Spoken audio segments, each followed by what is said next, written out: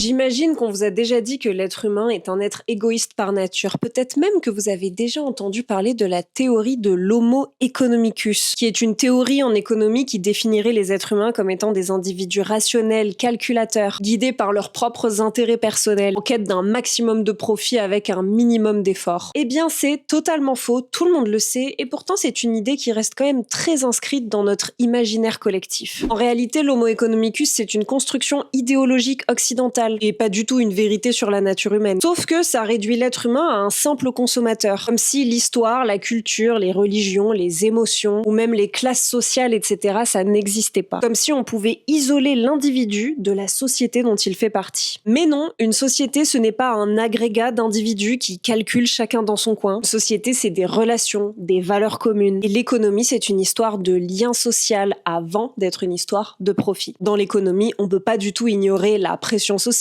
l'éducation, les croyances, les biais cognitifs ou encore les contextes politiques et culturels. D'ailleurs, dans la plupart des sociétés humaines, l'économie, elle repose beaucoup sur la coopération, la réciprocité, les alliances. Les biens circulent avant tout pour maintenir des liens, plus que pour accumuler sans fin. Et dans la majorité de l'histoire de l'humanité, donc chez les chasseurs-cueilleurs, l'économie reposait avant tout sur le partage et la solidarité, et pas du tout sur la compétition ou la rareté. Le but étant de satisfaire ses besoins, et pas d'accumuler en illimité. En clair, l'Homo economicus, c'est une invention du capitalisme de marché pour essentialiser des comportements bien arrangeants, c'est-à-dire faire croire qu'ils sont naturels. Et finalement, ça masque la richesse des dynamiques sociales et ça justifie une vision hyper individualiste de l'être humain qui n'est pas vraiment une réalité et qui en plus, a priori, ne rend vraiment pas grand monde heureux.